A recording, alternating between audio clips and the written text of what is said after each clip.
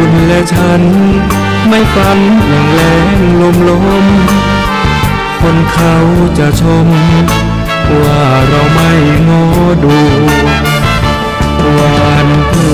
ชอย่างไรก็ได้เช่นนั้นหากคอยคืนวันชีวิตเราเทินหน้าห่วงมีหนึ่งสมองสองมือยืนได้ทั้งปวงฟ้าหรือจะห่วงในความสำเร็จของเราดีกว่าดวงอย่าให้ดวงพาดีเรามีศักดิ์ศรีไม่ใช่คนโง่เขลาอบายมุขมากมายอย่าไปมัวเมาทำดีเพิ่มเข้าเพื่อให้เราเหนือดวง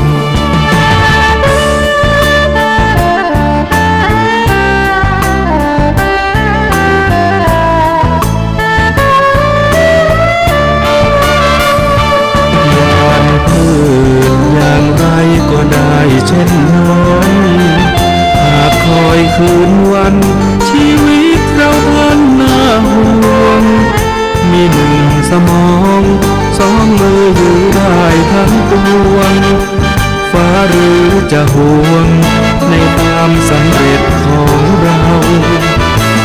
ดีกว่าดวงอย่าให้ดวงพาดีเรามีศักดิ์ศรีไม่ใช่คนโง่เขลาอบายมุขมากมายอย่าไปมัวเมาทำดีเติมเข้าเพื่อให้เราเหนือดวง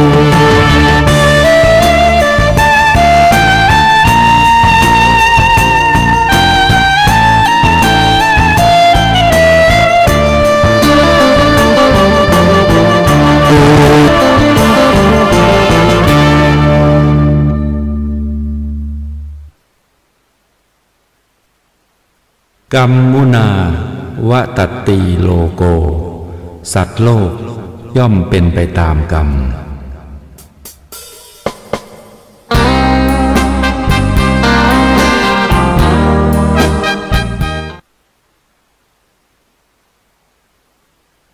ธรรมะสวัสดีค่ะ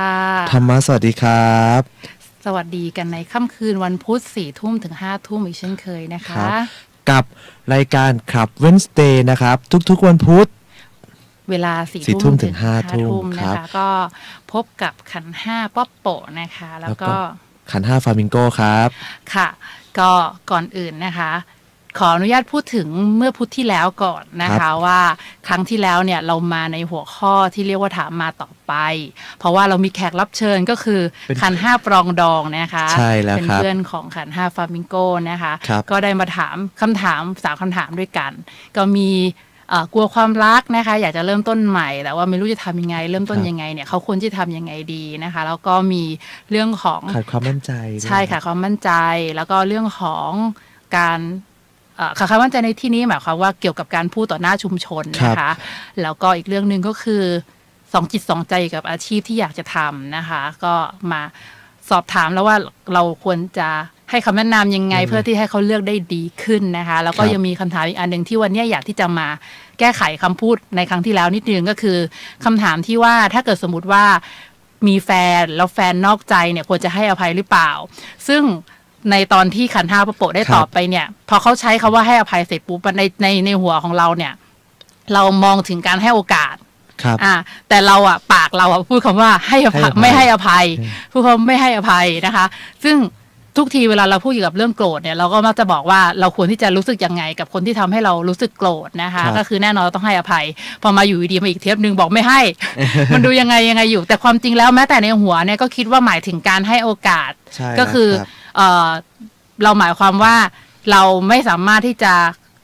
รู้สึกหมายถึงถามตัวขัน5โปะนะก็คือไม่สามารถจะรู้สึกกับคนรักเก่าที่เคยนอกใจได้อย่างเดิมแล้วก็ไม่สามารถจะให้โอกาสให้เขาเนี่ยกลับมาเป็นคนรักเราเหมือนเดิมได้เราก็เลยบอกไปแบบนี้แต่ปากเราดันใช้คำว่าไม่ให้อภัยแทนที่จะพูดคำว่าไม่ให้โอกาสจริงๆคำว่าแม้แต่คำว่าไม่ให้โอกาสในที่นี้เนี่ยก็ไม่ได้หมายความว่าเราไม่ ไม่ให้อภัยนะคะแต่ว่าหมายความว่าเราไม่สามารถรู้สึกกับคนเก่าได้เท่านั้นเองนะคะทีนี้ถามว่าอะไรที่เป็นเหตุให้เราอยากที่จะมาชี้แจงในเทปนี้ก็คือเราก็มีการบันทึกเทปไว้เสมอทั้งทาง YouTube แล้วก็ทางแฟนเพจนะคะเพราะฉะนั้นเนี่ยถามว่าเป็นไปได้เนี่ยมีใครสักคนเนี่ยที่เคยดูเทปนั้นแล้วได้มาดูคลิปที่เป็นของเทปนี้เนี่ยก็จะได้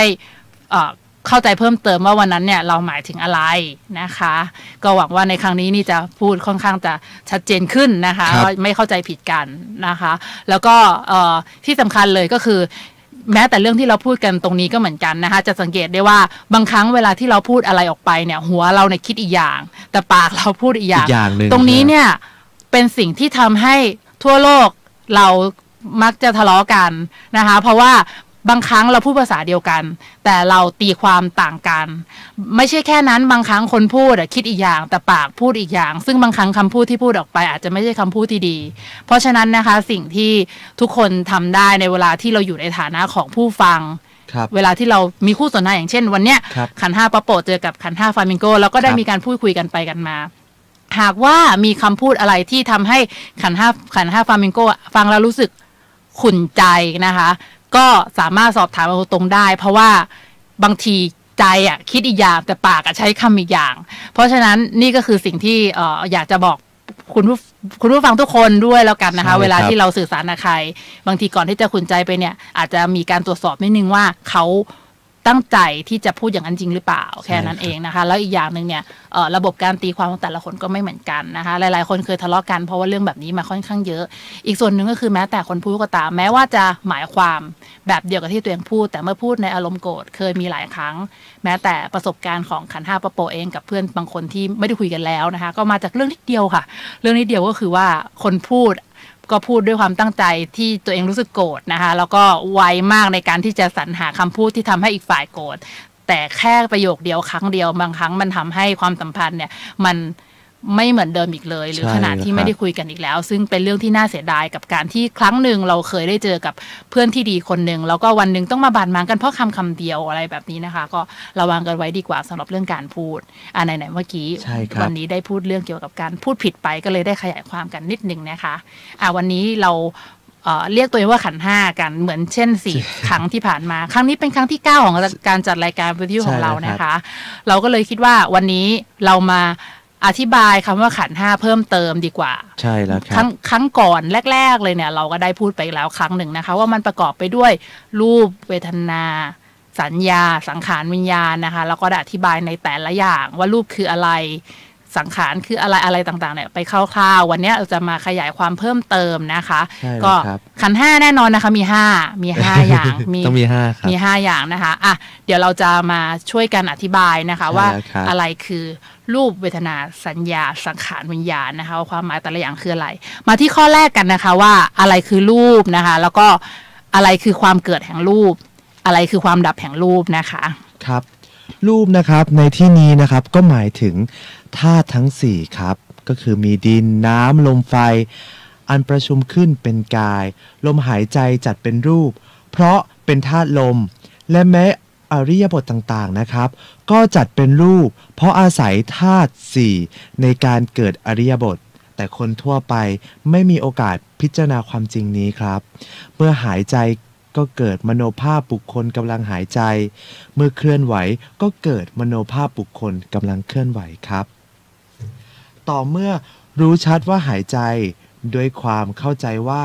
มีแต่ธาตุลมเข้าสู่กายและออกจากกายไม่มีบุคคลเข้ามาไม่มีบุคคลออกไปมโนภาพบุคคลผู้กำลังจะหายใจก็จะหายไปเห็นแต่ว่ารูปมันหายใจเข้าออกไม่ใช่ตัวเราหายใจเข้าออกนี่แหละครับที่เขาเรียกกันว่าเป็นการรู้ความเกิดดับแห่งรูปและเมื่อที่เรารู้ชัดว่ากายเนี่ยเคลื่อนไหวหรือหยุดนิ่งด้วยความเข้าใจว่าเพราะธาตุ4มาประชุมการเคลื่อนไหวมโนภาพบุคคลกำลังเคลื่อนไหวจะหายไปเห็นแต่ว่ารูปมันเคลื่อนไหวไม่มีตัวเราเคลื่อนไหวท่าทางหนึ่งเกิดขึ้นแล้วต้องเปลี่ยนเป็นท่าทางอื่นเป็นธรรมดานี่ก็เรียกว่าเป็นการรู้ความเกิดดับ แห่งรูปเช่นกันครับค่ะก็ข้อมูลที่ดีเจฟลาเมนโกได้อ่านให้เราฟังเมื่อสักครู่นี้นะคะเราเอามาจากหนังสือที่ชื่อว่ามหาสติปัฏฐานนะคะเขียนโดยนามปากกาดังตรินนะคะหรือคุณสรัญไมตรีเวชนะคะเป็นหนังสือมหาสติปัฏฐานเนี่ยเขาเขียนไว้2 เล่มนะคะก็จะมีเป็นเล่มเล็กนะคะก็ประมาณ40-50 หน้านะคะกับอีกเล่มนึงที่400 กว่าหน้าเลยอ่านอยู่เหมือนกันละเอียดมากนะคะเรียกว่าเล่มเล็กว่าละเอียดแล้วเนี่ยเล่มใหญ่เนี่ยตัวเล่มที่เป็น500 กว่าหน้าเนี่ยละเอียดมากนะคะก็เมื่อกี้เราได้พูดถึงรูปนี่ก็คือเนี่ยแหละค่ะกายของเราร่างกายของเราเนี่ยรูปกายเวลาที่เราเห็นสังเกตไหมคะประเทศไทยเนี่ยจะเรียกพระสงฆ์ว่ารูปวันนี้นิมนต์พระสงฆ์มากี่รูปนิมนต์มา9 รูปครับอะไรประมาณนี้นะคะรูปในที่นี้ก็คือว่าสิ่งที่เรามองเห็นว่าเป็นตัวบุคคลน่ะใช่แล้วครับนะคะแล้วก็ตัวเราเนี่ยกายเราเนี่ยมันคือการประชุมกันของธาตุทั้ง4ซึ่งประกอบไปด้วยอะไรบ้างนะคะ4 ธาตุดิน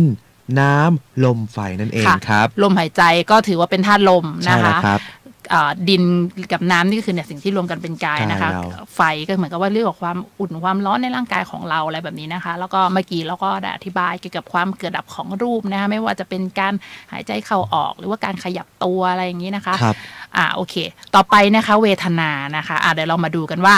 อย่างไหนเรียกว่าเวทนาอย่างไงเรียกว่าความเกิดแห่งเวทนาอย่างไหนเรียกว่าความดับแห่งเวทนาค่ะจากหนังสือเล่มเดียวกันนะคะได้เลยครับเวทนานะครับก็คือความรู้สึกสุขทุกข์หรือเฉย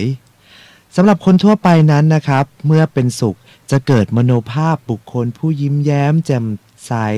ปลอดโปร่งโล่งสบายแต่เมื่อไหร่นะครับที่เป็นทุกข์จะเกิดมโนภาพบุคคลผู้ร้อนรุ่มกลุ้มใจนะครับต่อเมื่อฝึกรู้จนเห็นว่าเวทนาเนี่ยคือเวทนาไม่ใช่บุคคลมโนภาพบุคคลผู้เป็นทุกข์เป็นสุขก็จะเปลี่ยนไปนะครับ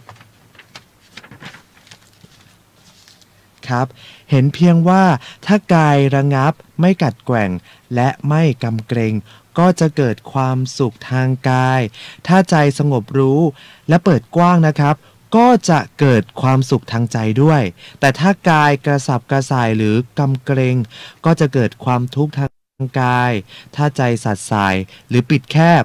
ก็จะเกิดความทุกข์ทางใจเป็นเหตุเป็นผลทางธรรมชาติแค่นี้เองครับและไม่ว่าสุขทุกข์จะกินเวลายาวนานเพียงใดนะครับก็ต้องถึงการสิ้นสุดลงเป็นธรรมดาไม่ได้มีบุคคลตัวตนเรา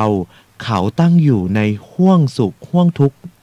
ตรงไหนเลยนะครับเห็นแต่ว่าเวทนามันสุขเวทนามันทุกข์เวทนามันเฉยเช่นนี้นะครับนับเป็นการเห็นเวทนาเกิดดับแล้วค่ะเวทนาก็คือความรู้สึกสุขทุกข์เฉยๆนะคะก็แบ่งเป็น3 หมวดใหญ่ๆก็คือสุขทุกข์แล้วก็ไม่ได้รู้สึกอะไรนะคะทุกข์กับสุขนะคะสุขในที่นี้เนี่ย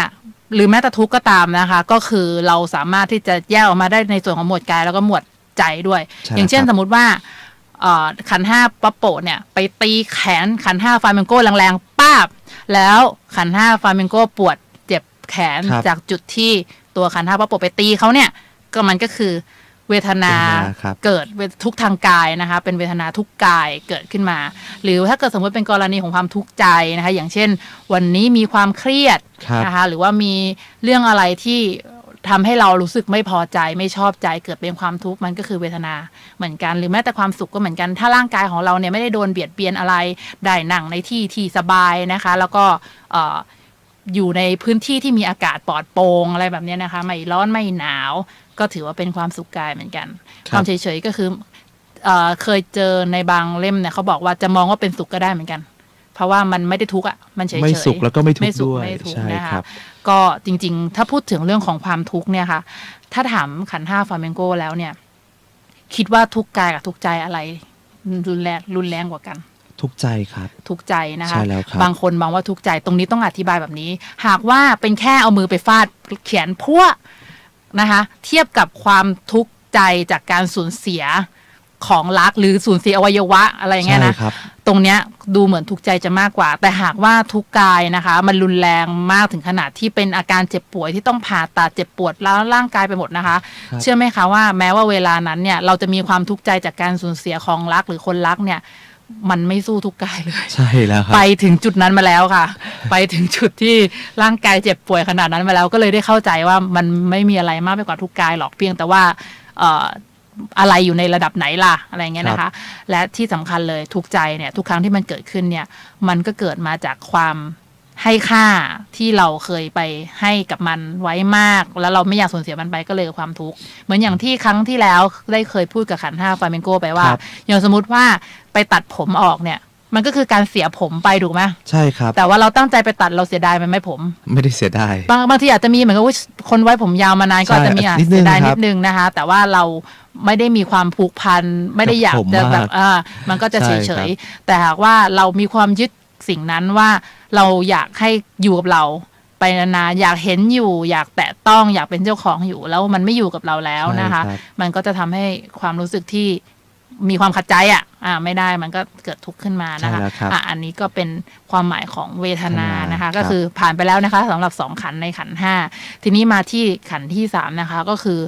สัญญานะคะสัญญาในที่นี้นะคะคืออะไรแล้วก็อย่างไหนเรียกว่าความเกิดแห่งสัญญาอย่างไหนเรียกว่าความดับแห่งสัญญา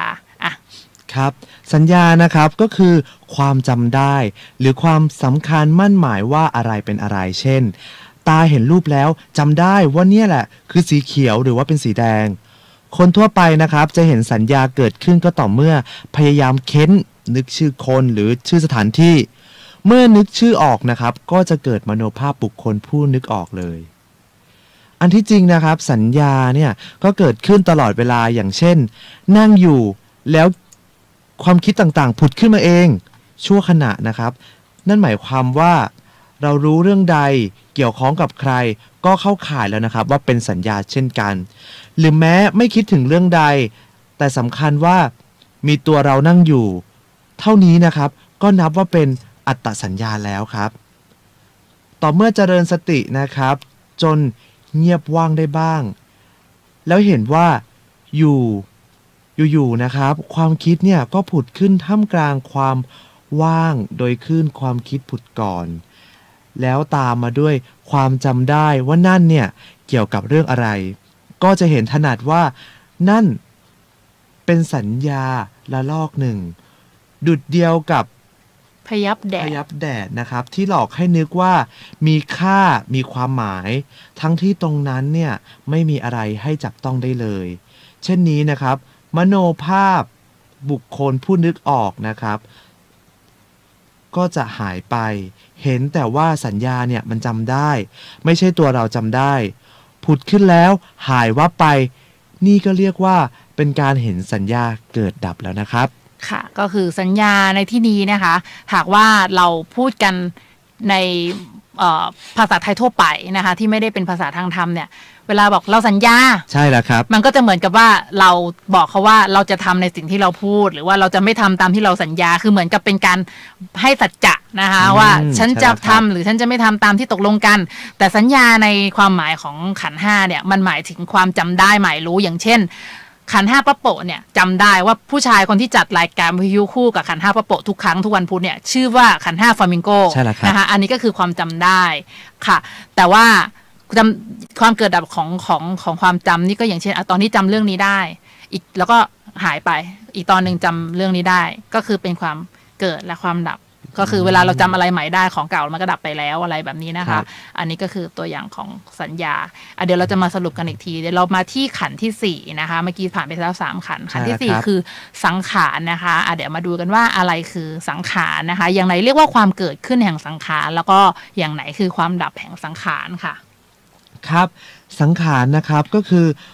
ตัวการปรับปรุงแต่งใจให้เป็นกุศลหรืออกุศลคิดดีหรือคิดชั่วเข้าข้างสว่างหรือข้างมืดคนทั่วไปนะครับจะเห็นสังขารเกิดขึ้นชัดก็ต่อเมื่อต้องใช้กำลังใจในการทำบุญหรือก่อบาปเป็นพิเศษกระทั่งเกิดมโนภาพนักบุญอันสว่างเบาหรือมโนภาพคนบาปอันมืดมิดนะครับพอฝึกเห็นว่าสังขารเนี่ยมันไม่ใช่บุคคลเป็นเพียงปฏิกิริยาทางใจที่โต้ตอบกับสิ่งกระทบมโนภาพของนักบุญหรือคนบาปก็จะหายไป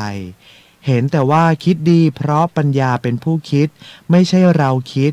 และเมื่อคิดร้ายนะครับก็เพราะกิเลสเนี่ยมันคิด ไม่ใช่เราคิดเช่นกันคิดดีกับคิดร้ายอาจแข่งกันเกิดดับสลับกันภายในนาทีเดียวก็ได้นะครับเหมือนมีสองคนสู้กันอยู่ถ้าเห็นเช่นนี้นะครับก็นับเป็นการเห็นสังขารเกิดดับแล้วนะครับค่ะสังขารก็เป็นเรื่องของการปรุงแต่งนะคะอย่างเช่นเวลาที่เราเกิดกระทบอะไรบางอย่างไม่ว่าจะเป็น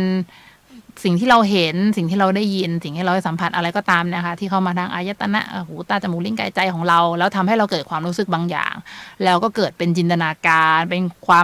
การให้ความหมายอย่างเช่นสมมุติว่าขันธ์5ฟลามิงโกบอกว่าพี่ป๊อปน่ารักจังในหัวก็จะปรุงแต่งว่าดีคำนี้ดีคำนี้ฉันชอบนะคะพอมันก็เกิดสุขเวทนาขึ้นมาเป็นสุขเวทนาที่มีอามิสหรือว่ามีเหยื่อล่อนะคะมีคำพูดอะไรแบบนี้อันนี้ก็จะมีคำอื่นแทรกเข้ามาเสริมๆนะคะเดี๋ยวอาจจะฟังดูเยอะนิดนึงค่อยๆเป็นค่อยๆไปแต่ก็สมมุติว่าเขาพูดไม่ดีพี่ป๊อปขี้เลอะไรอย่างเงี้ยนะคะเราก็รู้สึกแบบโกรธขึ้นมามันก็เป็นความปรุงแต่งนะคะซึ่งสิ่งที่ทำให้เรารู้สึกอย่างนั้นอย่างนี้ก็เป็นทำไมเฉพาะกิเลสนะคะก็ปัญญาเราเนี่ยแหละก็แล้วแต่ว่าสิ่งที่เราปรุงคิดขึ้นมาได้เนี่ยมันเป็นฝ่ายกุศลหรือฝ่ายอกุศลนะคะแน่นอนสิ่งใดที่คิดนึกขึ้นมาได้แล้วเป็นกุศลก็เป็นบุญสิ่งใดที่คิดนึกขึ้นมาได้แล้วเป็นอกุศลก็เป็นบาปนะคะโอเคเดี๋ยวเรามาที่ขันธ์สุดท้ายนะคะก็คือขันธ์ที่เรียกว่าวิญญาณนะคะเดี๋ยวมาดูว่าอะไรคือวิญญาณอะไรคือความเกิดขึ้นแห่งวิญญาณและอะไรคือความดับแห่งวิญญาณค่ะครับวิญญาณนะครับก็คือความรับรู้ที่เกิดขึ้นตามประสาทสัมผัสนี่เองนะครับรวมไปถึงมโนสัมผัสคือรู้ว่ากำลังเห็นรูปด้วยตาได้ยินเสียงด้วยหูได้กลิ่นด้วยจมูกได้ลิ้มรสด้วยลิ้นได้แตะวัตถุด้วยกายได้ทราบด้วยใจคนทั่วไปนะครับจะรู้สึกว่ามีเราเห็นมีเราได้ยินมีเราได้กลิ่นมีเราลิ้มมีเราแตะต้องมีเราเป็นผู้ทราบเสมอต่อเมื่อเนี่ยเจริญสติจนจิตตั้งมั่นรับสัมผัสกระทบต่างๆได้ชัดเจนนะครับในขณะแห่งการรับสัมผัสหนึ่งนะครับมโนภาพผู้เสพสัมผัสจะหายไปรู้ว่าตามันเห็นไม่ใช่เราเห็นรู้ว่าหูมันได้ยินไม่ใช่เราได้ยินรู้ว่าจมูกมันได้กลิ่นไม่ใช่เราได้กลิ่นรู้ว่าลิ้นมันลิ้มไม่ใช่ว่าเราลิ้มรู้ว่ากายมันแตะต้องไม่ใช่เราต้องแตะต้องกับทั้งรู้ว่าใจเนี่ยมันทราบ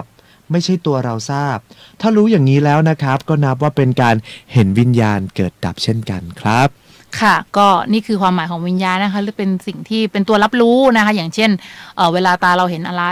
ครับแล้วเราก็รับรู้ว่าเราเห็นอะไรแต่มันก็จะไปเชื่อมกับสัญญาเชื่อมกับสังขารเชื่อมกับเวทนาอะไรกันได้เรื่อยเปื่อยก็พูดง่ายๆก็คือว่าทั้งหมดนี่คือความหมายของแต่ละขันในขันธ์5ทั้งหมดนะคะซึ่งจริงๆต้องบอกว่าวันนี้เรามาอธิบายให้ฟังคร่าวๆคือบางคนที่เคยฟังธรรมะมาในระดับหนึ่งเนี่ยก็จะรู้อยู่แล้วนะคะว่าขันธ์5ประกอบไปด้วยอะไรบ้างแต่สำหรับท่านที่อาจจะไม่เคยฟังมาก่อนเลยต่อให้เราแบบพยายามอธิบายยังไงเนี่ยก็อาจจะยังงงๆอยู่ว่ามันไม่ใช่ตัวเราได้ยังไงนะคะยังไงมันก็คือตัวเราก็นี่ฉันเกิดมานี่คือฉันเวลาฉันรู้สึกสุขมันก็มีชั้นสุขเวลาฉันรู้สึกทุกข์มันก็มีชั้นทุกข์เวลาเกิดความจำได้ขึ้นมาในหัวก็รู้สึกว่าฉันเป็นคนจำได้หรือเวลาที่เรามีจินตนาการอะไรต่างๆเราคิดว่าฉันเป็นคนจินตนาการหรือเวลาที่เรารับรู้อะไรต่างๆเราก็รู้สึกว่าฉันเป็นคนรับรู้ต้องบอกว่าตราบใดที่เรายังไม่ได้บรรลุธรรมในขั้นใดๆแม้แต่โสดาบันเนี่ยต่อให้เรารู้แล้วจากการได้รับคำสอนของพระพุทธเจ้านะคะอ่านทุกอย่างที่เกี่ยวกับขันธ์5แล้วจนเข้าใจแต่ความเหนียวแน่นของความเห็นผิดในระดับจิตเนี่ยที่เราสะสมมานานมันก็ยังไม่ทำให้จิตของเราเนี่ยบรรลุได้ถึงขนาดที่แยกแยะออกได้แล้วว่าทุกอย่างที่เกิดขึ้นมันเกิดขึ้นเพราะอะไรแม้แต่ในพระอนาคามีหรือว่าผู้ที่อีกขั้นหนึ่งเนี่ยจะบรรลุพระอรหันต์แล้วเนี่ยก็ยังมีความยึดอยู่นิดนึงว่ามันมีตัวฉันมันมีจิตอยู่นิดนึงอะไรเงี้ยนะคะก็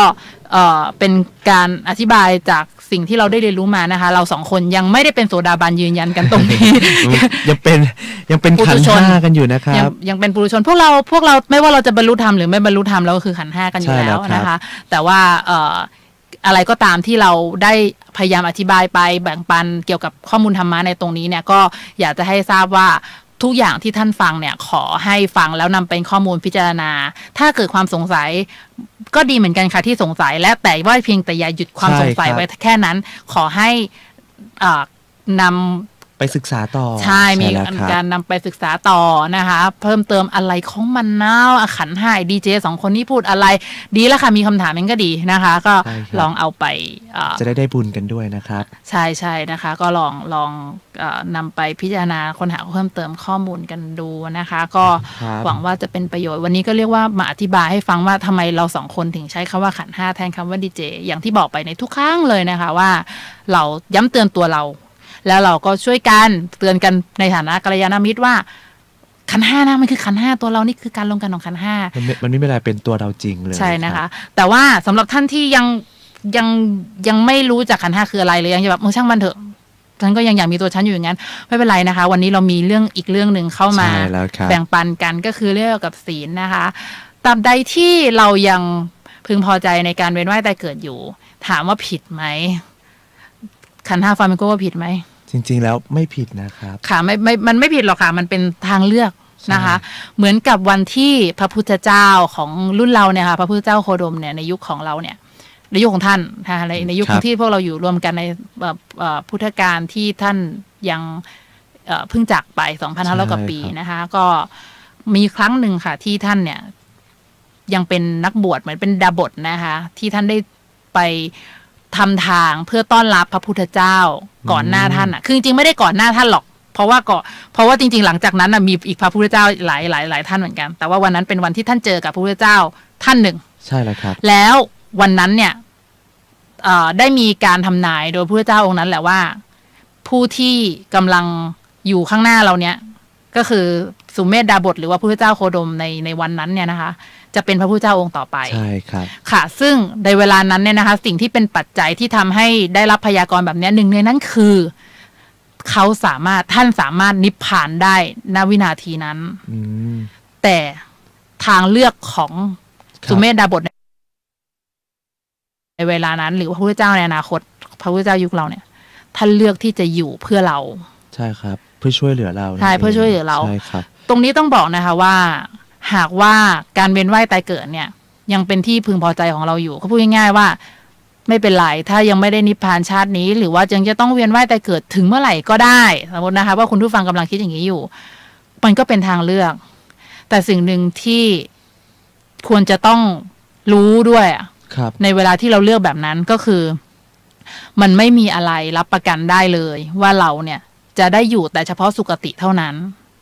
และที่สำคัญเลยนะคะสิ่งที่ได้รับการรับรองว่าจะไม่ลงไปอบายอีกแล้วก็คือผู้ที่ได้รับเรื่องไม่ผู้ที่ได้รับสิผู้ที่บรรลุธรรมในขั้นโสดาบันแล้วเท่านั้นที่จะไม่ลงไปอบาย 100% แล้วก็ได้เวียนว่ายแต่เกิดอีก7ชาติหากว่าต้องรับผลบาปก็รับ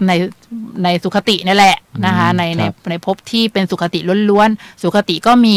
โลกมนุษย์เราเนี่ยก็สุคตินะคะในฐานะมนุษย์นะคะแล้วก็สวรรค์ก็ใช่สุคติพรหมก็ใช่สุคติเหมือนกันเดี๋ยวเวียนกันอยู่ตรงเนี้ยแล้วก็กันอยู่ใช่แล้วก็จนถึงขั้นการนิพพานกันไปแต่ว่าหากว่าเราเนี่ยบอกว่าไม่เป็นไรไม่รีบอยู่ตรงเนี้ยอยู่ได้แต่ในความเป็นจริงมันไม่มีอะไรมารับประกันนะคะว่าชาติหน้าคุณจะเกิดเป็นอะไรเช่นมันเป็นอะไรได้บ้างคะเป็นเยอะหมดเลยเป็นสัตว์นะครับเปรต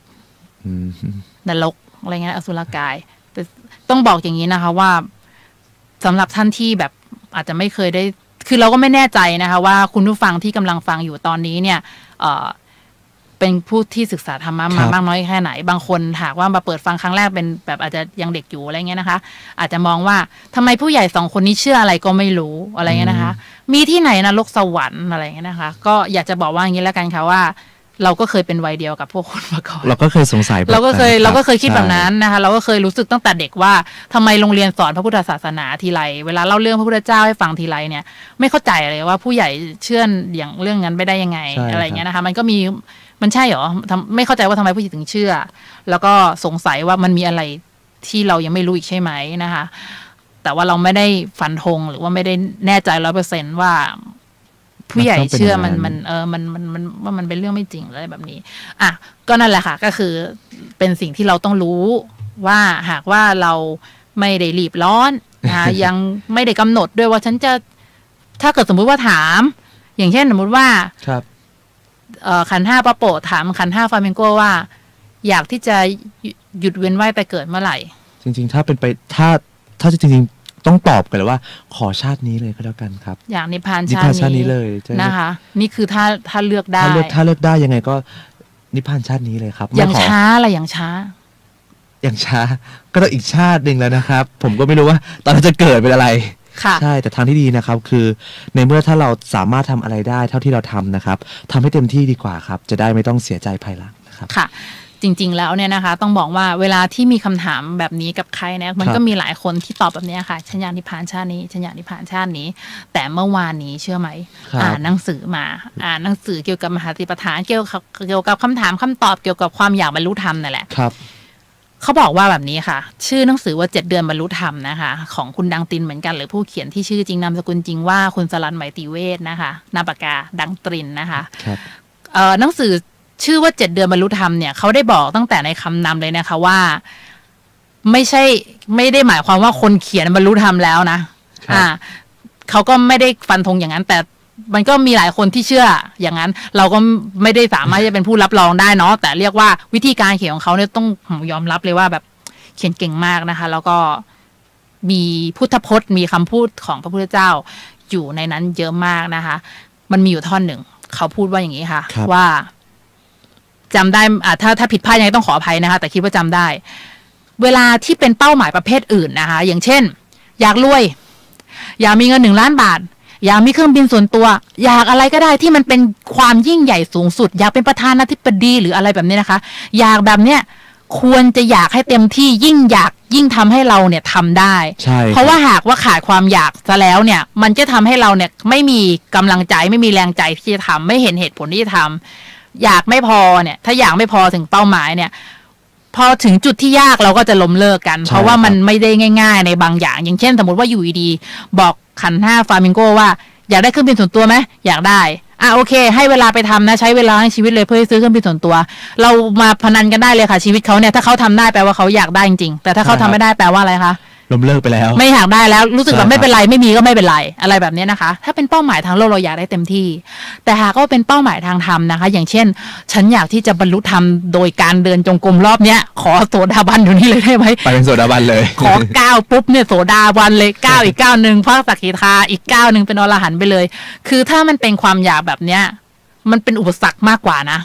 คือยิ่งอยากแบบอยากฉันอยากนิพพานฉันอยากนิพพานคือถ้าเป็นความอยากในลักษณะคล้ายๆกันกับอยากประเภททางโลกต่างๆเหมือนอยากได้เครื่องบินส่วนตัวหรืออะไรแบบเนี้ยใช่มันเป็นความอยากที่ขัดขวางใช่ครับขัดขวางการมรรคผลด้วยซ้ำนะคะแต่ถามว่าอ้าวแล้วถ้าไม่อยากแล้วจะทำยังไงถึงจะได้แล้วคนที่ได้เขามีการตั้งจิตยังไงอะไรเงี้ยนะคะเป็นคำถามที่ดีตรงนี้นะคะต้องบอกว่าหากว่าให้ตอบตามการวิเคราะห์จากการอ่านหนังสือหลายเล่มจากการศึกษาธรรมะจากการได้สอบถามผู้รู้มากมายเนี่ยก็คือว่าการที่เรารู้โทษภัยแห่งการเวียนว่ายตายเกิดเวลาสมมติว่ามีใครถามว่าอยากนิพพานไหมบางครั้งเราใช้ตอบแบบนี้ก็ได้ค่ะว่าไม่อยากเวียนว่ายตายเกิดอีกแล้วตอบแบบนี้แล้วกันดีกว่าครับเพราะว่าจริงๆถามว่ามันให้มันเมื่อไปถึงจุดนั้นมันก็เหมือนกันไหมมันก็คือนิพพานนั่นแหละแต่ว่าพอใช้คำว่าอยากนิพพานปุ๊บบางครั้งมันเหมือนเราสะกดจิตตัวเองให้อยากแล้วมันกลายเป็นขัดขวางเข้าไปใหญ่เพราะฉะนั้นแบบบางทีนะคะการที่มีการหยุดเว้นว่ายแต่เกิดเป็นเป้าหมายเนี่ยมันก็ทำให้เรามาให้ความสำคัญว่าแล้วอะไรมันคือสิ่งที่ทำให้หยุดล่ะอะไรที่ต้องทำนั่นแหละค่ะทำให้เต็มที่และอะไรที่ขัดขวางเราก็แค่ไม่ทำแต่เราจะเว้นความรู้สึกอยากแบบอยากออกไปเข้าใจความหมายใช่ไหมคะใช่ครับเพราะจะกลายเป็นความอยากทางโลกไปเลยมันจะกลายเป็นความอยากทางโลกเดี๋ยวมันจะกลายเป็นว่าทำดีเท่าไหร่เนี่ยมันก็ไม่ได้ทำให้เราได้ในสิ่งนั้นทันทีแต่ว่าเรียกว่าเรารู้ว่าอะไรที่ทำเราได้แล้วเราทำสิ่งนั้นแต่ว่าเราหยุดเว้นความแบบอารมณ์อยากอย่างที่อธิบายไปนะคะเมื่อกี้พยายามทำเสียงให้เห็นภาพว่าอย่างนิพพานคือต้องบอกนะคะว่าใครที่รู้ว่าการได้นิพพานหมายถึงว่าเราไม่ต้องมาทุกข์อีกแล้วนะคะมันก็เหมือนกับ หากว่าจะเรียกว่ามันเป็นสวรรค์ชนิดหนึ่งอะแต่มันเป็นล้ำกว่าสวรรค์นะคือมันสุขกว่านั้นเยอะมากคือมันไม่มีการปรุงแต่งไม่ต้องกลับมาลงข้างล่างอีกไม่ต้องมาคอยกังวลว่าเดี๋ยวจะกลายเป็นตัวอะไรอีกหรือเปล่าอะไรเงี้ยนะคะมันคือถาวรว่าเราไม่ทุกข์กับอะไรอีกแล้วใช่ครับบางครั้งในการจัดรายการเนี่ยเราจะสองคนอาจจะพูดคำว่าเราบ้างพูดคำว่าคุณบ้างแต่ว่าขอให้คุณผู้ฟังเนี่ยคิดว่าเรากำลังหมายถึงทุกครั้งที่เราพูดคำว่าเราก็หมายถึงฉันหมายถึงขันธ์ห้าเนี่ยไอ้ก้อนเนี่ยนะคะแล้วเวลาที่เราพูดคำว่าคุณก็หมายถึงขันธ์ห้าคุณอะนะคะสิ่งที่รวมกันนะ5อย่างแล้วรวมกันเป็นคุณก็แล้วกันนะคะถ้าฟังแล้วมีความงงๆไม่เข้าใจยังไงไม่เป็นไรนะคะค่อยๆเกิดคำถามดีค่ะจดไว้เลยอยากรู้อะไรแล้วหลังจากนั้นนะครับพอฟังรายการเราจบปุ๊บหาเลยนะครับหาคำตอบคืออะไรมีกี่คำถามนะคะจดไว้เลยสงสัยถามอะไรถามอะไรแล้วลองหาคนที่เราแน่ใจว่าเขาตอบคำถามนี้ได้ดีลองไปถามเขาดูแต่ขอแนะนำอย่างหนึ่งที่เรียกว่าเป็นข้อควรระวังเวลาถามคำถามก็คือการถามคนเดียวเนี่ยเป็นความเสี่ยงนะคะแต่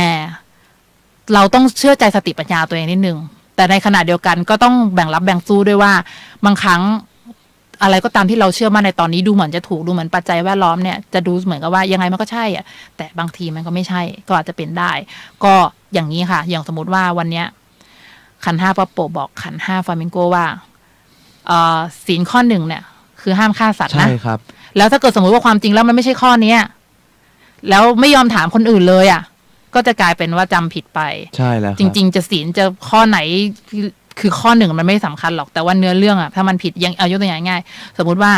บี้มดผิดไหมแล้วพ่อบอกว่าไม่ผิดไม่บาปอะไรเลยบี้เลยอะไรเงี้ยอันนี้ก็เป็นสะสมไปเรื่อยๆมันก็จะกลายเป็นความเข้าใจที่ผิดของเราแล้วมันก็บาปทั้งผู้กระทำแล้วก็ผู้บอกด้วยนะคะก็เรียกว่า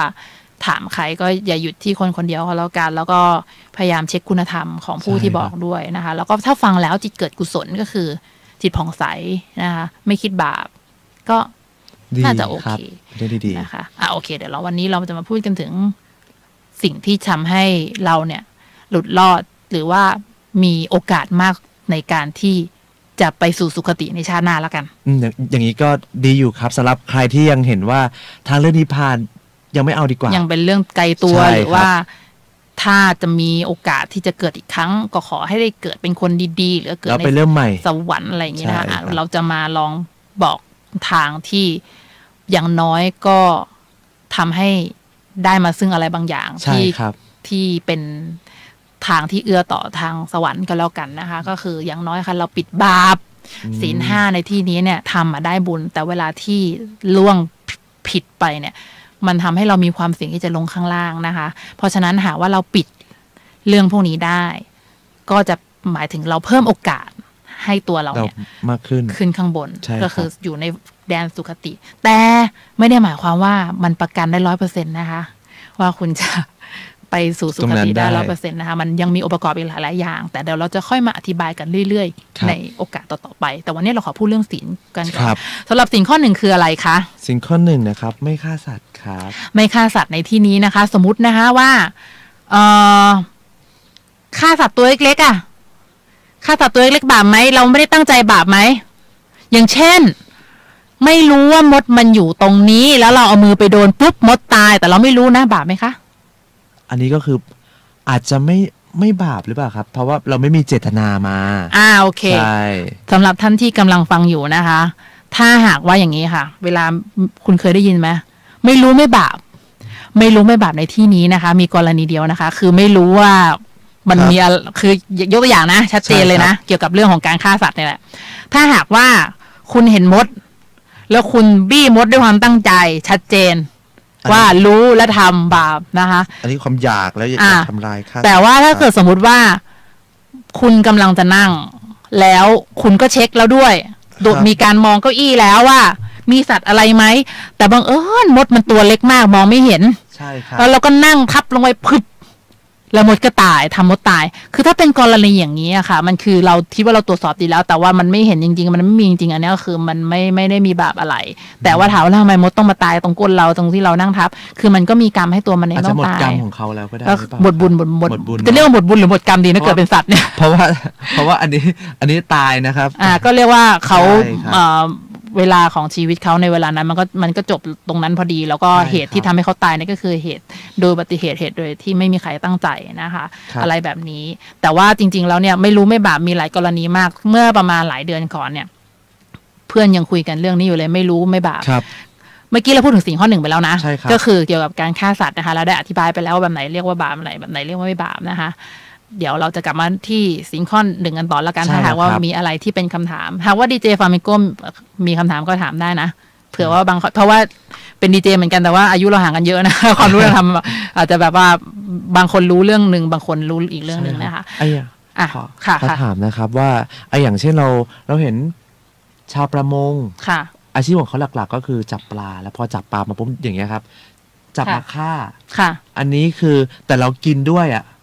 แล้วเราจะบาปไหมครับโอเคเป็นคำถามที่ดีนะคะคือถ้าพูดถึงเรื่องเกี่ยวกับการทำอาชีพที่มันต้องมีใครตายก็คือมีสัตว์ตายอะไรเงี้ยนะคะก็แน่นอนมันมีการปลงชีวิตเนาะต่อให้เราบอกว่าเราทำแบบนั้นเพื่อที่จะ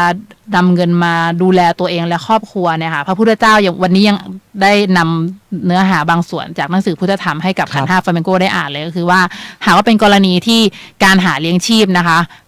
เป็นความไม่ชอบธรรมก็คือยังไงทำแล้วมันบาปเนี่ยส่วนนั้นคือส่วนที่ต้องตำหนิแต่ส่วนไหนที่ดีก็คือชมคือเราก็ไม่ได้หมายความว่าเราจะตีขุมด่าไปหมดเลยแต่ว่าเราต้องแยกแยะคือถ้าโดยการทำอาชีพเนี่ยค่ะจริงๆแล้วนะคะต้องบอกเลยนะคะว่ามันเป็นมิจฉาอาชีวะที่พระพุทธเจ้าเนี่ยบอกเลยว่าทำระบาปหนักมากก็คือว่ามันโหเวลาคุณตกนรกที่คุณตกนานอะในการฆ่าสัตว์นะคะไม่ว่าจะเป็นสัตว์บกสัตว์น้ำสัตว์อะไรก็แล้วแต่ถ้าอาชีพของคุณมันคือทำแล้วมันมีใครตายอ่ะมันมีการจงใจที่ทำให้สิ่งที่มีชีวิตแล้วเราก็รู้ว่าเขามีชีวิตเนี่ย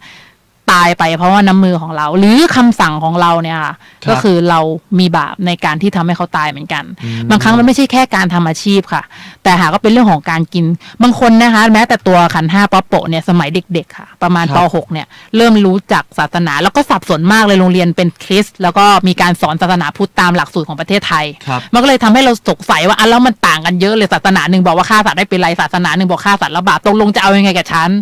มันก็จะมีความสงสัยตามภาษาเด็กอีกอย่างหนึ่งก็คือถ้าฆ่าสัตว์บาปแล้วกินเนื้อสัตว์บาปไหมอ่ะเราก็พยายามขยันขยอถามผู้ใหญ่นะคะตายแล้วแต่ว่าผู้ใหญ่อะค่ะเขาก็แบบไม่สามารถตอบได้แต่คือเขาก็ตอบว่าไม่บาปแต่คำตอบที่มันขยายไปมากกว่านั้นเขาไม่สามารถตอบเราได้เพราะเขาก็ไม่ได้ศึกษามาเยอะอะมันก็เลยทำให้เรายังคงมีคำถามต่อไปจนเขาก็ขี้เกียจจะถามเราก็เลยรู้เขาขี้เกียจจะตอบเราก็เลยแบบไม่ละความพยายามถามต่อไปถามจนในที่สุดเรียกว่าโล่งสารพัดจะโล่ง 100% เนี่ยก็ตอนโตแล้วนะคะแต่ต้องบอกว่ามันมีอยู่ช่วงหนึ่งที่ตัวเองก็ยังไม่ได้ศึกษาศาสนาพุทธเยอะนะเรียกว่าขันธ์5ป๊อปโปะเคยเป็นคนศาสนาอื่นมาก่อนละกันแต่เราไม่ฆ่าสัตว์แล้วเพราะเรารู้สึกว่ามันเหมือนคนใจร้ายในความรู้สึกเรานะเราก็ไม่ได้ฆ่าสัตว์แล้วล่ะแต่พอวันหนึ่งได้มารู้จักกับพี่คนหนึ่งที่เป็นนักเขียนก็เลยถามคนเรื่องนี้เขาก็เลยอธิบายแบบนี้ค่ะเกี่ยวกับการกินเนื้อสัตว์นี่แหละถ้าเราไม่ได้สั่งให้ใครไปฆ่ามาเพื่อเราและเราก็ไม่ได้ยินดีกับสิ่งที่เกิดขึ้นน่ะอย่างเช่นสมมติว่าเราไปร้านซีฟู้ดยกตัวอย่างให้ฟังนะคะอันนี้คือขันธ์5ป๊อปโปะได้บาปไปแล้วนะวันนั้นไปกินกุ้งเผากับเพื่อนที่อยุธยาแล้ววันนั้นน่ะรู้เลยกุ้งเนี่ยถ้าสั่งมาเนี่ยก็คือเป็นการต้องฆ่ามันก่อนที่จะมาเผาตอนนั้นนะคะขณะสมาทานศีล 5แล้วนะคะก็นั่งเงียบถามว่าอยากกินไหมอยากกินนั่งเงียบนะคะเพื่อนถามว่าป๊อปอยากกินกุ้งเผาไหมเราพูดคำว่าอะไรรู้ไหมคะตักบาตรอย่าทำพาสิคือพูดเหมือนพูดตลกให้เพื่อนขำอ่ะเพื่อนเขาจะรู้สึกเหมือนว่าไอ้นี่มันไม่กล้าสั่งเองหรอกแต่ถ้าใครสั่งมามันกินแต่ในใจเรายินดีไปแล้วจริงๆแล้วขันธ์5ป๊อปโปะได้บาปจากการยินดีที่เขาจะฆ่ามาให้เรากินไปแล้วตรงนี้ก็คือเป็นบาปเหมือนกันแต่บางคนก็รู้สึกแบบว่าไม่แน่จริงนี่หว่าคือแบบถ้าแน่จริงต้องไม่กินเนื้อสัตว์ไปเลยดิอะไรเงี้ยนะคะต้องบอกแบบนี้นะคะว่าอันนี้พระพุทธเจ้าพูดเองอยู่ครั้งหนึ่งตอนที่พระเทวทัตเนี่ยค่ะเคยขอพระพุทธเจ้าว่าเนี่ยเหมือนกับเราต้องเพิ่มความเข้มงวดอะให้กับหมู่สงฆ์เนี่ยว่าห้ามกินเนื้อสัตว์นี่คือหนึ่งในหลายๆข้อที่พระเทวทัตขอนะคะพระเทวทัตคือเรียกว่าคนที่พยาบาทพระพุทธเจ้ามากๆแล้วตอนนี้ท่านอยู่อเวจีนะคะไม่มีใครช่วยท่านได้จนกว่าท่านจะหมดกรรมนะคะท่านก็ขอค่ะว่าเนี่ยต้องเพิ่มข้อนี้เข้าไปคือต้องไม่กินเนื้อสัตว์พระพุทธเจ้าตอบอย่างนี้ค่ะว่าคือถ้าใครไม่พึงใจจะกินเนี่ยมันไม่เป็นไรคือถ้าไม่กินเนี่ยมันไม่ได้แบบว่าผิดอะไม่กินก็ได้แต่ถ้ากินมันต้องมีเงื่อนไขอย่างนี้ ไม่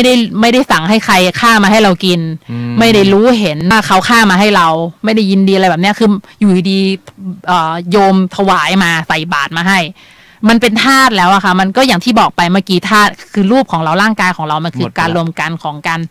องธาตุทั้งสี่คือดินน้ำลมไฟตอนนั้นมันคือธาตุดินธาตุน้ำนะคะที่มาปรากฏอยู่ตรงหน้าเรามันถึงมันจะคือปลาถึงมันจะคือเนื้อสัตว์แต่มันก็คือธาตุหนึ่งคือมันไม่มีจิตอยู่ตรงนั้นแล้วนะคะมันเราไม่ได้กินมันทั้งเป็นนะคะเรากินเนื้อของมันซึ่งมันได้จิตมันหลุดจากร่างไปตั้งนานแล้วแต่ต้องบอกว่าในการกินเนื้อสัตว์เดี๋ยวนี้นะคะอธิบายก่อนว่ายุคนี้เนี่ยเป็นยุคที่ไม่เหมือนก่อนนะคะมันมีการทำอุตสาหกรรมการฆ่าสัตว์ซึ่งสัตว์แต่ละตัวเนี่ยอย่าคิดว่าก่อนที่มันตายเนี่ยมันไม่รู้บางทีมันรู้ตั้งแต่มันโดนขนขึ้นรถละ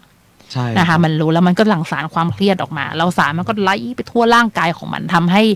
สารนั้นมีอันตรายต่อร่างกายของตัวมัน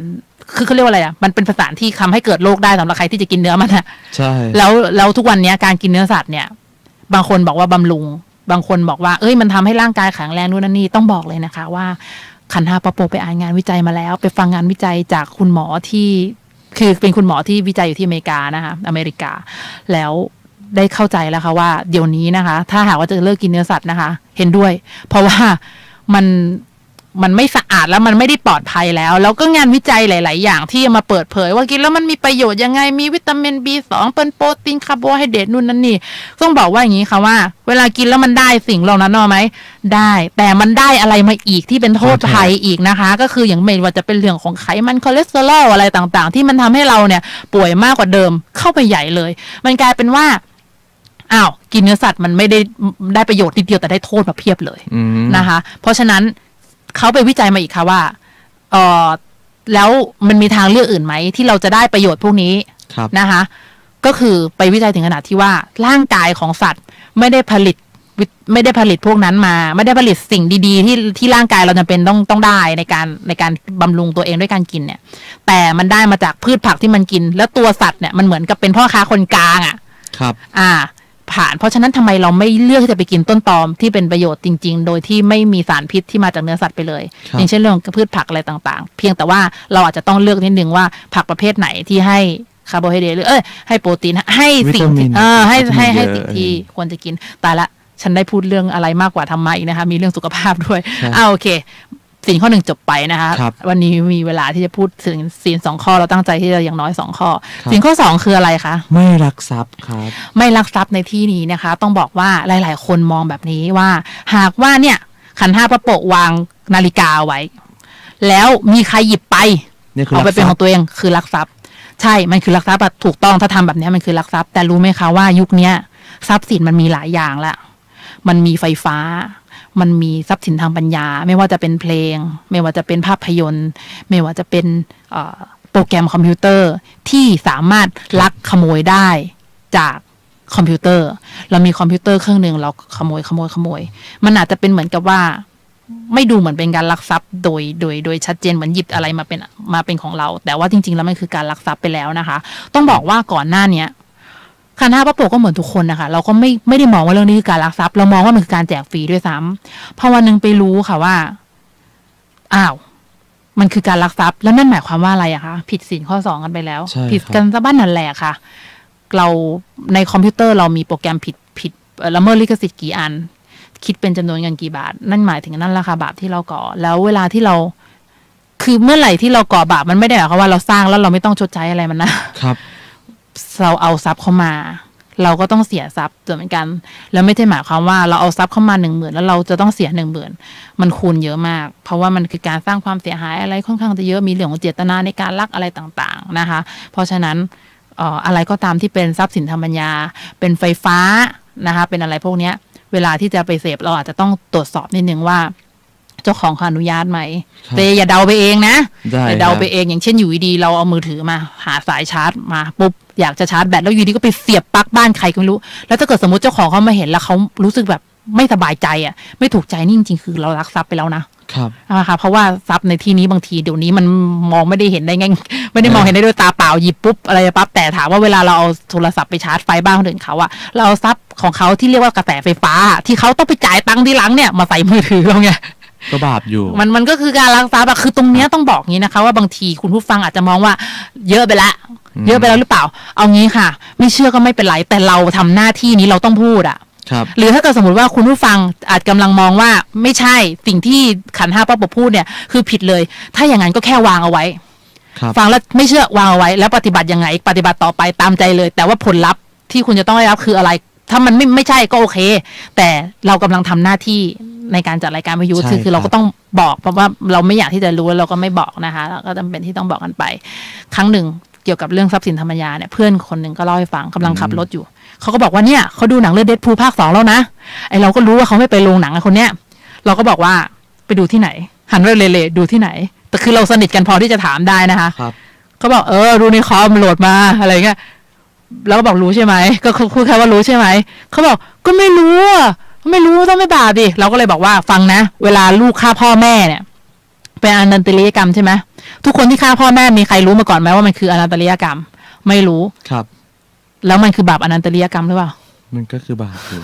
แล้วเขาต้องตกอเวจีเปล่าต้องตกก็คือไม่รู้ไม่บาปในที่มันไม่ใช่แบบนี้คือมันไม่ใช่แบบนี้คือไม่รู้ไม่รู้ไม่มีเจ้าของหรือคือเอางี้ค่ะเวลาไปเสพของพวกนี้เราก็ต้องพิจารณาว่าไอการที่เรากำลังจะได้ดูเนี่ยเขาก็ประกาศชัดเจนอยู่แล้วมันเป็นภาพยนตร์ที่ควรจะไปเสียตังค์ดูในโรงหนังใช่ครับแล้วเราลองมองในมุมของการที่เราเป็นเจ้าของหนังดิเป็นผู้ผลิตแล้วอยู่ดีก็มีคนทำอย่างนี้กับเราอยู่ดีมันก็ไปตั้งกล้องในโรงหนังแล้วมันก็เอามาแจกฟรีในอินเทอร์เน็ตแหมดูเหมือนมีน้ำใจ แต่แกกำลังทำให้ฉันเนี่ยเสียทรัพย์ที่ฉันควรจะได้จริงๆแล้วผู้ผลิตเขาก็คิดกันอย่างนี้นะคะแต่ว่าบางคนเนี่ยเขาเริ่มปลงแล้วเพราะว่าเขาทำอะไรไม่ได้คือกฎหมายมีแต่ว่าไปตามเอาผิดกันไม่ไหวแล้วนะคะตั้งแต่โลกมีคอมพิวเตอร์ขึ้นมาเราไม่ได้โทษผู้ผลิตคอมพิวเตอร์นะมันไม่ได้ผิดที่ผู้ผลิตแต่ว่ามันผิดที่แบบคนที่รู้วิธีที่ไปทำแล้วก็แบบโอ้โหขยายกันไปใหญ่จนทำให้สร้างความเดือดร้อนให้กับผู้ที่สร้างทรัพย์สินทางปัญญาชนิดนี้นะคะหรือว่าสร้างทรัพย์สินที่มีการลักขโมยได้ง่ายแบบนี้นะคะก็ขอให้ลองนำข้อมูลไปพิจารณากันดูแล้วกันนะคะก็เราก็แค่อยากจะบอกเมื่อก่อนก็ตัวขันธ์ห้าป้าโปเองเนี่ยเคยทำอาชีพเกี่ยวกับดนตรีนะคะมีการแบบไปเล่นทำวงเล่นกับเพื่อนนะคะตามร้านอาหารบ้างอะไรเงี้ยนะคะเราก็เชื่อไหมเวลาไปทีไรก็สมาทานศีลนะเราก็รู้สึกเราก็เป็นคนรักษาศีล5ในวันนั้นนะสมัยที่ทุกวันนี้จะเป็นศีล8 5 วันศีล5 2 วันนะคะเมื่อก่อนศีล5ทุกวันอะไรแบบนี้นะเราเริ่มรู้สึกเราเห็นความสำคัญแล้วแต่เรายังทำอาชีพอย่างนี้อยู่ไม่ได้หมายความว่าอยากทำอยู่หรอกนะแต่ณตอนนั้นเราอาจจะเรียกว่ามีความรู้ทางธรรมในระดับหนึ่งแต่ยังไม่ได้แบบมากพอที่จะเข้าใจว่าจริงๆแล้วสิ่งที่เราทำอยู่มันก็ไม่ดีมันอาจจะไม่ได้ดีแบบคือไม่ได้ผิดบาปร้ายแรงแต่มันก็ไม่ได้เขาว่ามันเป็นบุญนะมันก็เป็นบาปเหมือนกันตรงไหนรู้ไหมคะทุกครั้งที่ขันธ์ห้าไปร้องเพลงขันธ์ห้าป้าโปไปร้องเพลงที่ร้องเป็นเพลงของใครคะเขามีเจ้าของไหมคะเขาให้ไหมคะ เขาพอใจไหมคะกับการที่เราเนี่ยไปเอาเพลงของเขามาร้องง่ายๆแล้วเราก็ได้ตังค์จากการที่ไปเอาเพลงของเจ้าของที่เขาไม่ได้มีส่วนได้ส่วนเสียอะไรกับเราเลยตอนแรกก็เคยมีคนบอกเราก็รู้สึกว่าไม่ใช่เยอะไปละถ้าเป็นอย่างนั้นจริงทำไมตำรวจไม่เคยจับแต่เพราะอะไรคะอยากรู้ไหมเพราะว่าเขาเริ่มปล่อยปละละเลยตั้งแต่ยุคแรกเขามองว่ามันแค่หยิบมือเดียวนิดหน่อยพอถึงทนนี้มันสายเกินไปที่ไปตามจับแล้วผับมีทั่วประเทศวงดนตรีอย่างนี้กฎหมายเนี่ยมีไว้ไม่ได้เพื่อเอาผิดกลุ่มเล็กไปแล้วมันเป็นเอาผิดกลุ่มใหญ่มันทำให้กลุ่มเล็กหรือว่าเรียกว่านักดนตรีสมัครเล่นที่เล่นตามผับตามอะไรเนี่ยเขาก็มองว่าแบบฉันไม่ผิดคือเมื่อก่อนก็คิดแบบนี้จนวันหนึ่งค่ะขันธ์ห้าป้าโปอยากทำคลิปลง YouTube บ้างคลิปที่เขาร้องเพลงกันเราก็พูดแบบใน Facebook เราจะเพื่อนที่สนิทกันเป็นทนายรุ่นพี่เนี่ยเขาก็บอกว่านี่จะอธิบายให้ฟังว่าจริงๆแล้วเนี่ยต่อให้ทำอย่างนั้นมันก็ผิดกฎหมายนะแล้วพอเราเป็นพี่น้องที่สนิทกันมากๆเนี่ยเขาก็ไม่อยากให้เราทำผิดไง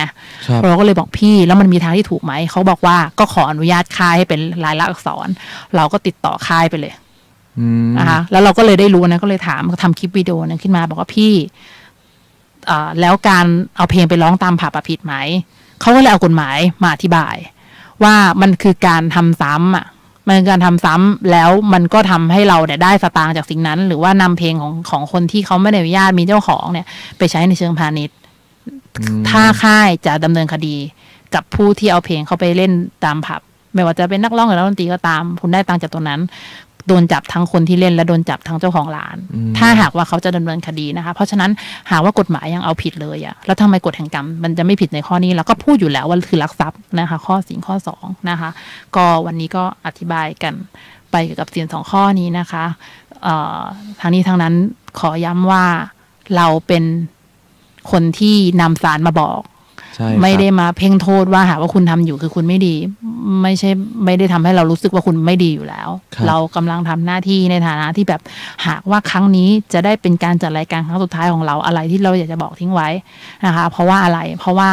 หากว่าสิ่งเหล่านี้ที่เรากำลังพูดไปอยู่เนี่ยมันทำแล้วมันผิดจริงมันเป็นบาปแล้วให้ผลลัพธ์ร้ายแรงจริงข้อแรกสิ่งข้อ1ฆ่าสัตว์คิดว่าผลบาปของมันคืออะไรคะขันธ์5ฟลามิงโกผลบาปของเราเหรอครับสิ่งที่เราต้องได้รับจากการฆ่าเขาจากการทำให้เขาตายก็ถ้าไม่เกิดมาชาติหน้าเราเป็นแบบเขาก็คือเราก็ต้องตกนรกเลยครับมันก็มีหลายระดับตกนรกคือหนึ่งในนั้นนะคะหากว่าเป็นกรรมที่เจตนาแรงจริงๆนะคะฆ่าสัตว์นี่ทำเอาถึงตกนรกได้นะแล้วก็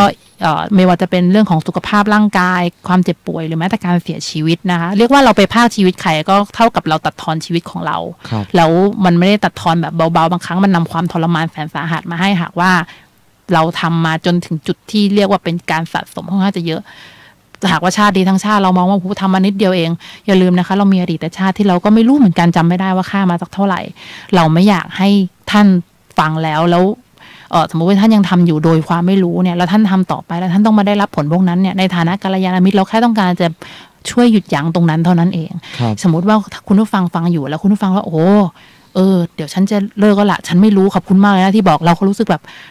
คำขอบคุณเราก็รับไว้นะคะแต่ที่สำคัญที่สุดก็คือเราได้ทำหน้าที่ในการช่วยคุณผู้ฟังในการระงับนะคะพระพุทธเจ้ายังบอกเลยว่าเสียงที่เรียกว่าแบบดีก็คือแบบเสียงที่มันที่สุดแล้วก็คือเสียงของกัลยาณมิตรที่บอกบุญบอกบุญกันบอกคนระงับบาปอะไรกันแบ่งปันธรรมะอะไรกันเพื่อที่จะทำให้เราเนี่ยเจริญทางทำได้อะไรแบบนี้นะคะก็เราก็ทำหน้าที่หรือเมื่อกี้ได้พูดถึงศีลข้อ2ก็คือการลักทรัพย์ก็เราเอาทรัพย์เข้ามาเราก็ต้องเสียอะไรคะเราก็ต้องเสียทรัพย์คืนนะเราก็ต้องเสียทรัพย์ไปบางครั้งเวลาเราสงสัยว่าทำไมบ้านเราไฟไหม้สมมติว่าบ้านเราไฟไหม้นะหรือว่าทำไมไอ้นั่นเราหายทำไมไอ้นี่เราพังมีเรื่องเสียตังค์ตลอดมันก็เป็นผลกรรมที่บันพีดอกออกผลในมาเป็นลักษณะนี้บางทีเราก็ไม่รู้บางทีเราก็โทษลมฟ้าอากาศบางทีเราก็ไม่นึกไม่ถึงว่ามันมาจากเรื่องนี้แต่มันก็มาจากอะไรสักอย่างอยู่แล้วซึ่งโดยส่วนใหญ่แล้ว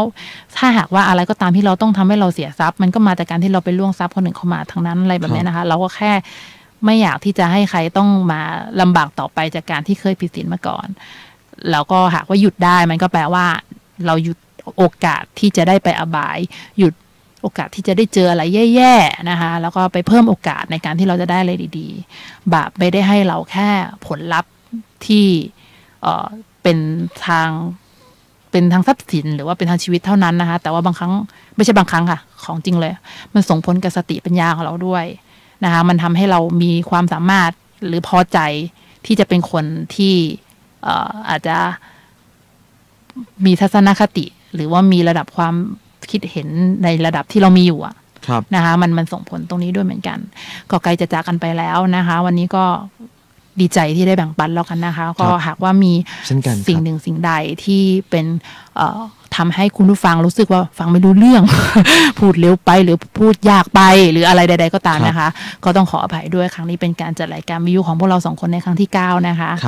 ขันธ์5ฟลามิงโกค่ะวันนี้ต้องขออภัยด้วยที่วันนี้บทบาทในการพูดมาเกิดเป็นของขันธ์5ไม่เป็นไรเลยครับอยากฟังเหมือนกันครับเรื่องราวดีๆครับเดี๋ยวครั้งหน้าจะมาบาลานซ์หรือว่าจะมาจัดสมดุลให้พูดเท่าๆกันในฐานะที่เป็นดีเจคู่กันก่อนที่จะจากไปเดี๋ยวให้ขันธ์5ฟลามิงโกเป็นคนปิดท้ายอะไรสักหน่อยแล้วกันค่ะครับก็อย่าลืมนะครับสัปดาห์หน้าครับพบกับพวกเราเช่นเคยนะครับกับครับ Wednesday นะครับทุกๆวันพุธตอน 4 ทุ่มถึง 5 ทุ่มครับกับผมนะครับขันธ์5ฟลามิงโกและขันธ์5ปะโปะนะคะโดยที่ในครั้งหน้านะคะจะเป็นศีล5ในตอนที่2นะคะเป็นอีก3ข้อที่เหลือนะคะก็คือข้อ3คืออะไรคะข้อ3คือไม่ประพฤติผิดในกามครับข้อ4คือเริ่มสับสนว่าข้ออะไรข้อ4อะไรข้อ5แปลว่าไม่พูดเท็จหรือเปล่าครับไม่พูดเท็จถูกแล้วนะคะบางทีเราสลับกันข้อ5คืออะไรคะคือ ไม่ดื่มสุราและของมึนเมาครับค่ะเดี๋ยวเราจะมาต่อกันในพุธหน้านะคะเกี่ยวกับ3อันนี้สำหรับท่านใดที่รู้อยู่แล้วว่ามันคืออะไรก็ไม่เป็นไรนะคะเราลองจะมาฟังกันอีกทีก็ได้นะคะบางทีมันอาจจะมีแง่มุมบางอย่างที่มันมีอะไรลึกซึ้งกว่านั้นก็ได้ที่หากว่าเราจะสามารถที่จะมาแบ่งปันได้เผื่อว่าเราอาจจะรู้ในระดับหนึ่งมันอาจจะมีอะไรมากกว่านั้นเราก็จะพยายามจะหาข้อมูลมาจากหนังสือธรรมะอะไรต่างๆมาแบ่งปันกันนะคะสำหรับวันนี้นะคะก็หมดเวลาของพวกเราแต่เพียงเท่านี้นะคะก็ต้องลาไปก่อนนะคะสวัสดีครับสวัสดีครับนาวตติโลโกสัตว์โลกย่อมเป็นไปตามกรรม